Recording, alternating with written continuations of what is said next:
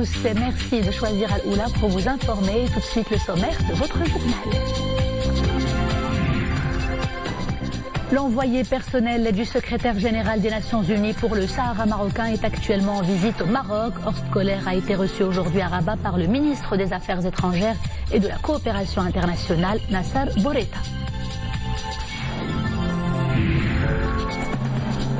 Renforcer les capacités des femmes artisanes, promouvoir leur autonomisation et leur leadership, c'est l'objectif du congrès de la femme africaine artisane dont les travaux se poursuivent à Casablanca. Les détails dans ce journal.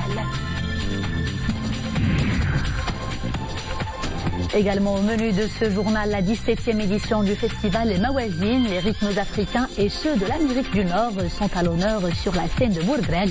Un joli brassage musical au grand bonheur du public. Sa Majesté le roi Mohamed VI a adressé un message de félicitations au président de la République de Djibouti, Monsieur Ismaïl Omar Guelleh, et cela à l'occasion de la fête nationale de son pays. L'envoyé personnel du secrétaire général des Nations Unies pour le Sahara marocain est actuellement en visite au Maroc. Cette visite s'inscrit dans le cadre de sa deuxième tournée régionale. Horst Kohler a été reçu aujourd'hui à Rabat par le ministre des Affaires étrangères et de la coopération internationale, Nasser Bourita. Horst Kohler s'est déjà rendu en Algérie et en Mauritanie. Il poursuivra sa visite au Maroc dans les provinces du sud du royaume, et cela pour constater de visu les efforts réalisés en matière de développement socio-économique dans la région. Les développements tout de suite avec Souad Anachet. La tournée régionale de Horst Kohler intervient après l'adoption de la résolution 2414 du 27 avril 2018 par laquelle le Conseil de sécurité des Nations Unies a réaffirmé la prééminence de l'initiative marocaine d'autonomie et préconisé que le réalisme et l'esprit de compromis sont essentiels pour progresser vers une solution politique réaliste, pragmatique et durable aux différends régionaux sur le Sahara marocain, en demandant expressément aux pays voisins et donc à l'Algérie d'apporter une contribution importante au processus et de s'engager plus fortement pour progresser vers la solution politique. En effet, la résolution 2414 du Conseil de sécurité sur le Sahara marocain est venue apporter des éclaircissements portant sur 3 points essentiels. Le premier se rapporte au statut historique et juridique à l'est du dispositif de défense et aux agissements du Polisario. Concernant ce point, le Conseil de sécurité a confirmé le statut de la zone à l'est du dispositif de défense, à savoir une zone tampon relevant des accords de cessez-le-feu où ne saurait y avoir d'activité civile ou militaire. Le deuxième point définit la finalité du processus politique, à savoir parvenir à une solution politique réaliste, réalisable et durable, basée sur le compromis, des termes qui s'identifient à la solution politique préconisée par le Maroc dans le cadre de l'initiative marocaine d'autonomie. Le troisième point identifie clairement les acteurs en demandant expressément aux pays voisins et donc à l'Algérie d'apporter une contribution importante au processus et de s'engager plus fortement pour progresser vers la solution politique. La résolution du Conseil de sécurité confirme ainsi le statut de l'Algérie en tant qu'acteur et partie prenante qui doit s'impliquer de manière forte dans la recherche de la solution politique. Côté humanitaire, la résolution du Conseil de sécurité réitère sa demande à l'Algérie d'honorer ses obligations internationales à l'égard des populations des camps de Tindouf, en lui demandant à nouveau que l'enregistrement des réfugiés dans les camps de réfugiés de Tindouf soit envisagé et en soulignant qu'il convient de déployer des efforts à cet égard. Sur le plan de la stabilité régionale, le Conseil de sécurité situe le différend sur le Sahara marocain dans son contexte régional, en reconnaissant qu'une solution politique à ce différend permettra le renforcement de la coopération entre les pays du Maghreb et contribuera à la stabilité et à la sécurité de la région sahélienne. A rappelé qu'à l'occasion de la réunion de Lisbonne en mars 2018 avec l'envoyé personnel, la délégation marocaine a réaffirmé les fondamentaux de la position marocaine tels que rappelés dans le discours de Sa Majesté le Roi à l'occasion de la commémoration du 42e anniversaire de la Marche verte le 6 novembre 2017.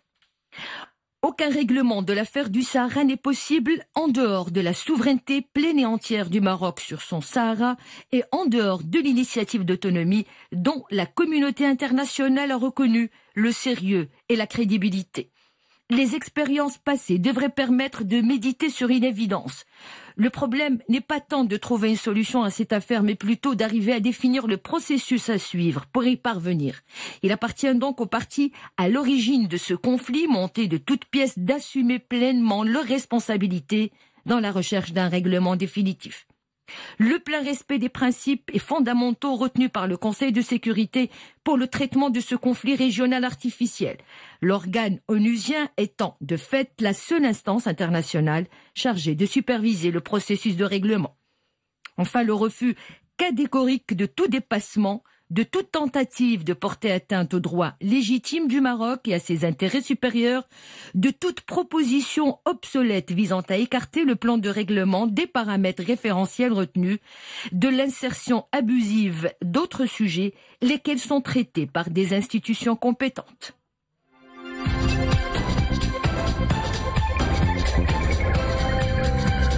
À présent, la page monde de ce journal. L'offensive de l'armée syrienne continue dans la ville de Daraa. Les forces du régime ont intensifié ces dernières heures leur opération contre les quartiers rebelles de la ville. Selon un nouveau bilan de l'ONU, ces raids ont poussé plus de 45 000 civils à la fuite. Un exode massif et inédit depuis le début de la crise syrienne.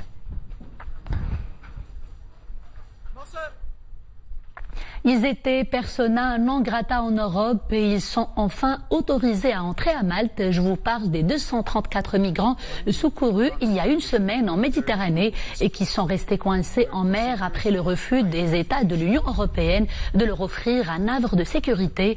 Le navire humanitaire Lifeline est donc autorisé à accoster à Malte après les appels incessants des ONG internationales, surtout que le navire humanitaire transporte beaucoup de femmes et d'enfants dont l'état de santé requiert un traitement médical intensif.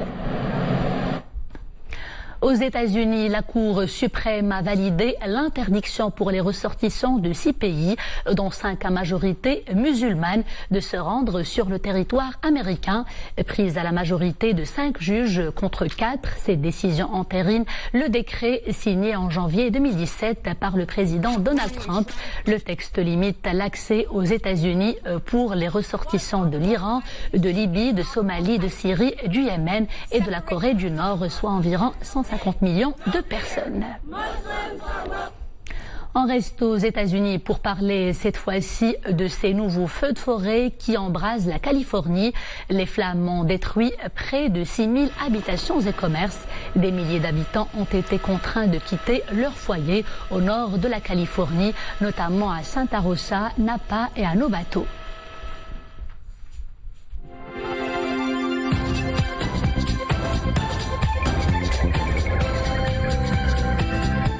Retour à l'actualité nationale, des peines allant de 20 ans de prison ferme à 1 an de prison avec sursis ont été prononcées hier par la chambre criminelle de la cour d'appel de Rabat à l'encontre des accusés des événements d'Al-Husseima. Un accusé a écopé d'1 an de prison avec sursis alors que 12 mis en cause ont été condamnés à 2 ans de prison ferme et 7 autres à 3 ans de prison ferme. 7 personnes impliquées dans ces événements ont écopé de 5 ans de prison ferme alors que 6 autres ont été condamnées chacune à 10 ans de réclusion. La juridiction a également prononcé une peine de 15 ans de prison ferme à l'encontre de 3 accusés et l'a condamné 4 autres à une peine de 20 ans de prison ferme chacune. Les mis en cause sont poursuivis chacun en ce qui le concerne de plusieurs chefs d'inculpation, notamment, je cite, atteinte à la sécurité intérieure de l'État, tentative de sabotage et de meurtre, réception de fonds de donation et d'autres moyens matériels destinés à mener et à financer une activité de propagande à même d'attenter à l'unité et à la souveraineté du royaume.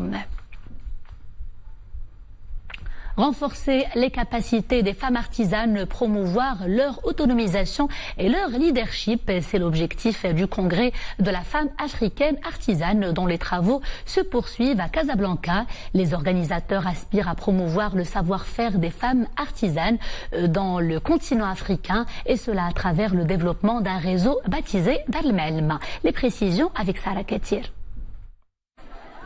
Quelques 200 artisanes marocaines et de plusieurs pays africains exposent leurs produits artisanaux à l'occasion du Congrès des femmes artisanes africaines.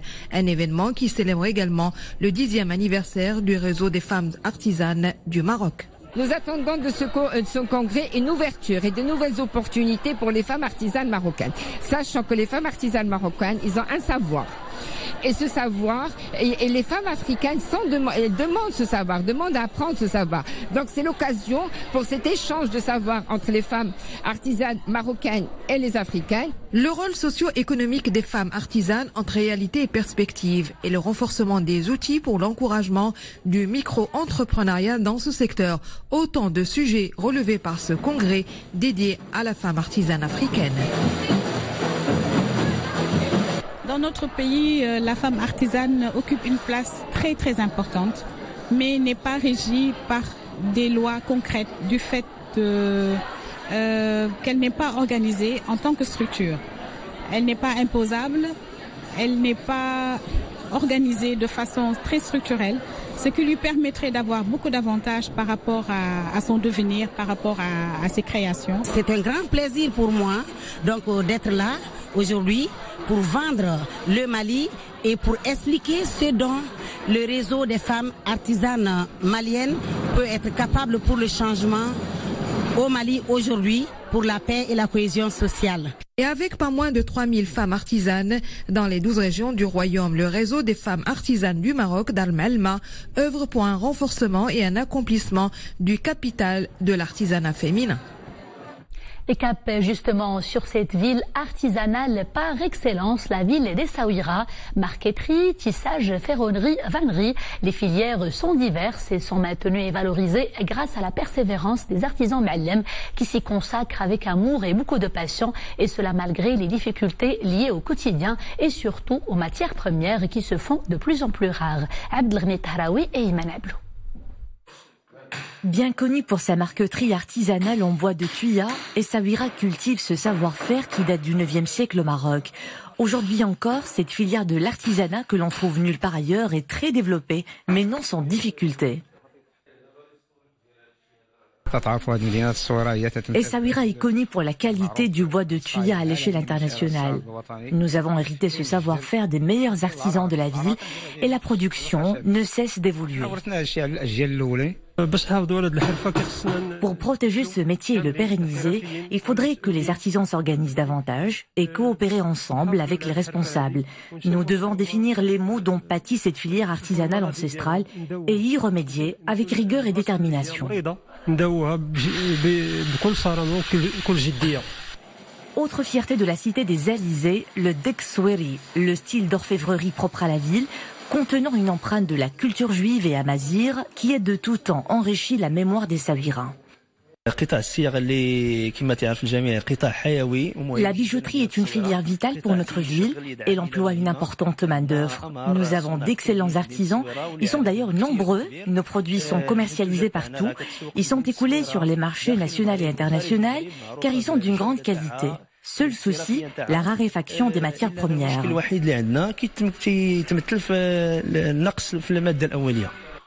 Le plus ancien métier de l'humanité, la vannerie, est aussi un élément de base de la vie quotidienne des Souéris. Jadis réservé aux hommes, cet art manuel est aujourd'hui majoritairement pratiqué par les femmes. Comme toute autre activité, la vannerie subit un certain nombre de contraintes. En tête, la commercialisation. Mais nos produits trouvent preneur. Ils sont très prisés par la clientèle étrangère, curieuse de tout connaître sur ce métier.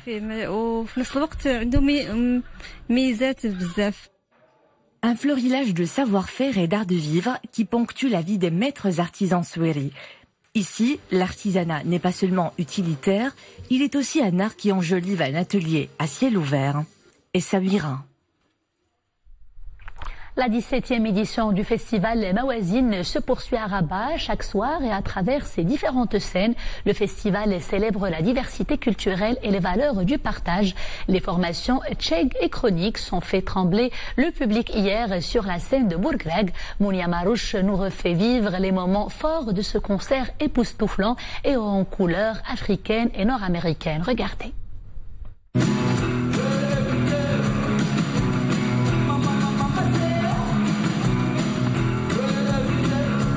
Fati et Dako n'ont pas besoin d'introduction pour enflammer la scène. Entre rythme afro, rock et trance, le duo Tchégué font vibrer et émouvoir le public à coups de percussions tribales africaines. On mélange un peu tout ça, ouais, en commençant par la percussion et on voyage un peu partout en fonction de nous, d'où on vient, de ce qu'on aime et on voyage un peu tout le long du concert à travers toutes nos influences et tout ce qu'on a envie de dégager avec les gens. Nous, c'est toujours beaucoup d'énergie de toute façon, mais on a reçu beaucoup de gens aussi, des retours. On sent que les gens sont contents d'avoir un groupe qui arrive d'ailleurs ou peu importe peu importe du pays, mais juste d'être dans l'échange et le partage. Nous, on est très contents. Sur cette scène déchaînée, pas de répit pour le public. Il se retrouve de nouveau transporté par les rythmes du groupe jamaïcain Chronix. Un beau voyage à travers l'autre côté de l'Atlantique.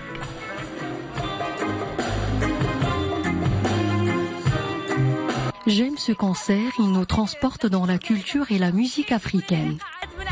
C'est un très bon spectacle qui nous fait voyager à travers les rythmes africains.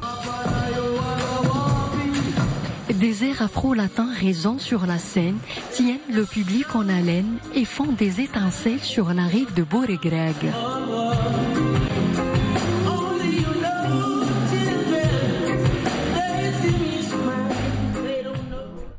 Et toujours dans le cadre du festival Mawazine, sachez que The Chainsmokers ont offert plutôt pour leur parière un show survolté sur la scène de l'OLM Suissi. Ils ont enflammé la scène avec leur aisance à mixer rock et house, une polyvalence qui n'a pas laissé le public de marbre. Je vous laisse apprécier ces images.